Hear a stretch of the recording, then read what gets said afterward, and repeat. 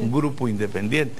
Pero entonces, en el caso de educación fue la Comisión de Educación la que agarró esa línea, y me parece que oportuna, porque de cualquier manera hay que contribuir a ver cómo se resuelven estas confrontaciones sociales que estaba rayando inclusive, pero cada partido tiene su referente en la comisión.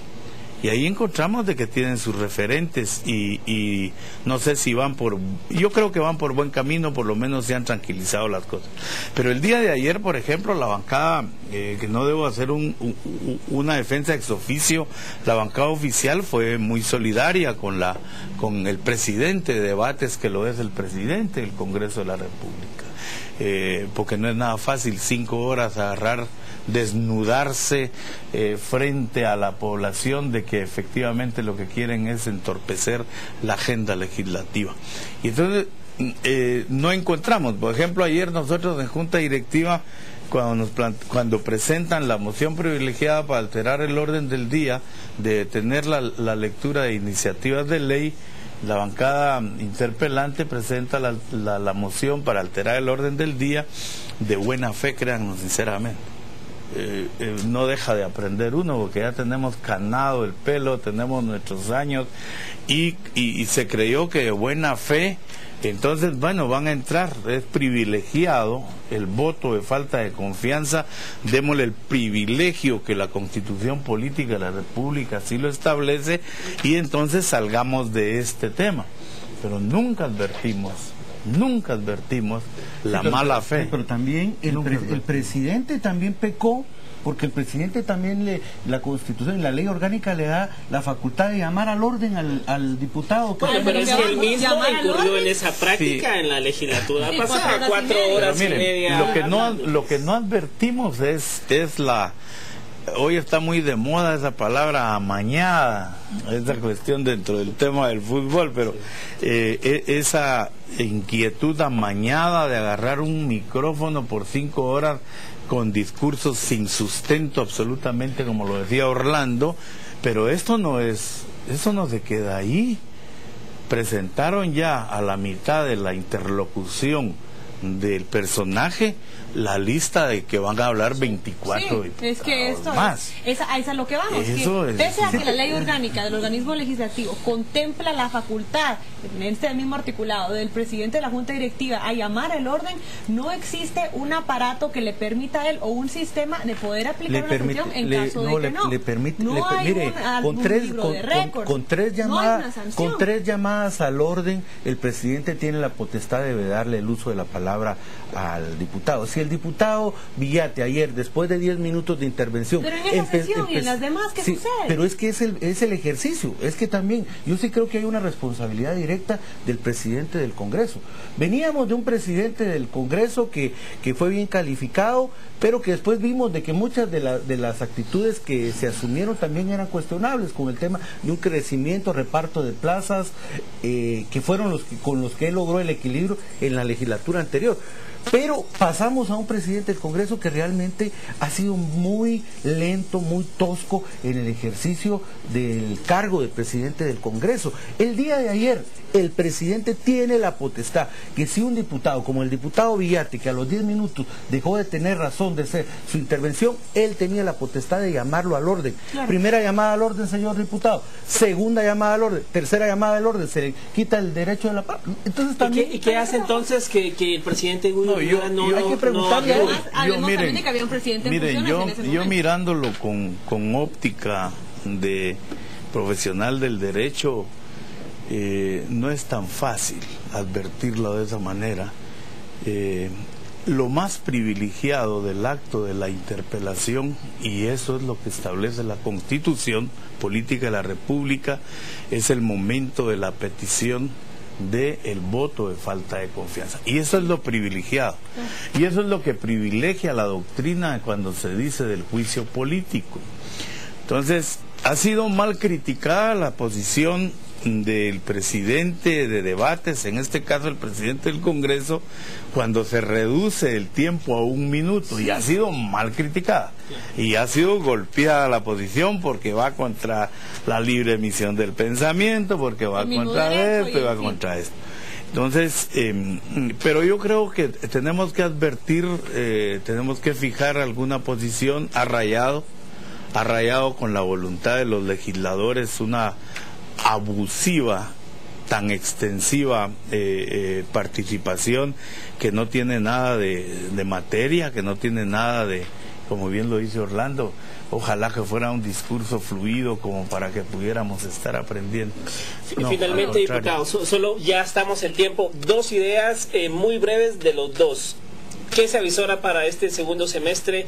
Hay en cola el tema de la reforma a la Constitución, ley electoral y de partidos políticos, presupuesto general de ingresos y egresos. ¿Qué será modificado en el dictamen a la Constitución? Que viene y la última. ¿Podrá el PP retener la presidencia del Congreso en la próxima legislatura? Brevemente los dos, por favor. Bueno, yo creo que lo que viene es un escenario muy complicado para el Congreso. Hay alrededor de 10 interpelaciones en fila del mismo partido que está interpelando. Ese es un derecho privilegiado. Ojalá logremos un entendido y un acuerdo sobre la modificación a la ley orgánica que regule de mejor manera el ejercicio de este derecho. Vienen alrededor de 3 procesos muy importantes. Yo creo que el Congreso haría bien en centrarse en la reformas a la ley electoral y de partidos políticos. Hay que esperar qué es lo que manda el presidente de la República en cuanto a reformas a la Constitución de la República y ver de qué manera se atiende esa solicitud que pueda venir. Y el escenario de noviembre de la discusión del presupuesto, pero sí veo yo un escenario muy complicado justamente en el marco de 10 interpelaciones que están en fila. Diputado Barquín, ¿qué podría ser modificado de la Constitución cuando la comisión con la que se la quede llegue a hacer el dictamen de este paquete del organismo ejecutivo? Yo lo dividiría en 2 partes. La parte subjetiva, que ojalá la oposición, porque vale la oposición. Nosotros no somos de partido oficial, ninguno de los dos, pero somos una oposición constructiva porque estamos pensando en la gobernabilidad del país para el bien del país. Y la parte subjetiva es que esta bancada que está haciendo este trabajo reaccione un poquito frente a la población, que no estamos en momento de campaña, que lo hagan cuando sea alguna campaña de repente y que nos torpedeen y entorpezcan el quehacer del organismo de Estado, porque aquí se está atentando contra la institucionalidad. Gudy Rivera logra a la presidencia nuevamente. Y yo creo que el partido oficial tiene una bancada fuerte, fuertísima, suman ellos 65 votos, muy cerquita a los 80 votos. De ahí para allá es un tanto muy difícil, la oposición marcada con un partido de 24 votos y están muy cerca para todo ello. Yo lo veo de esa manera. Entonces, la parte subjetiva, la parte objetiva no soy muy optimista. No soy muy optimista conforme están las cartas puestas en este momento, con 11 interpelaciones, 11 interpelaciones en fila, con 24 interlocutores en este momento. El día de ayer fue el mejor termómetro, a menos de que se haga una pequeña dictadura en la conducción del Congreso con un poquito de fuerza, pero que nos vamos a exponer de nuevo. Nos han planteado cuántos antejuicios, nos han planteado amparos, nos han planteado todo, pero igual no lo veo muy optimista. En cuanto a las reformas constitucionales, ojalá piensen un poquito en el país, porque se está pensando en duplicar presupuesto al organismo judicial, se está pensando en duplicar presupuesto al Ministerio Público, no es nada malo, se está pensando en ubicar constitucionalmente la función de la Policía Nacional Civil, no es nada malo. Dentro de esos temas yo creo que debemos de ir, y debemos de ir, bien lo decía Orlando, en si hay problemas en la parte política, las reformas a la ley electoral y de partidos políticos.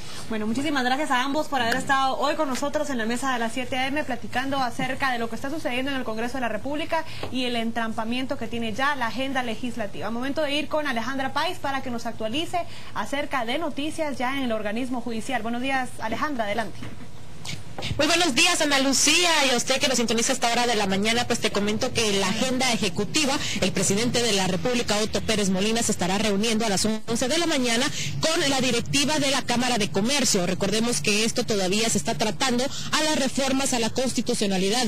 El día de ayer el presidente había indicado sobre un comentario que había rondado en el ambiente acerca de que si el sector empresarial se ponía en la postura de negativa a las reformas constitucionales, pues esto no tenía viabilidad Sin embargo, el presidente indicó que él como gobierno seguirá con las normativas y seguirá con las propuestas planteadas para las reformas de la Constitución, por lo que tendrá todavía estas reuniones con Cámara de Comercio y con CACIF. La otra semana él tiene estipulado reunirse con los directivos del CACIF para tratar estas propuestas. Él ha dicho que estos sectores empresariales, a pesar de que han dicho que no están de acuerdo en alguna de las reformas, ellos están abiertos al diálogo todavía y todavía están para escuchar propuestas y así ellos también presentar las propuestas analizadas por parte de ellos. Entonces, esa es la agenda que tengo para el día de hoy. A las 11 de la mañana se reúne entonces el presidente de la República con la Cámara de Comercio, Ana Lucía.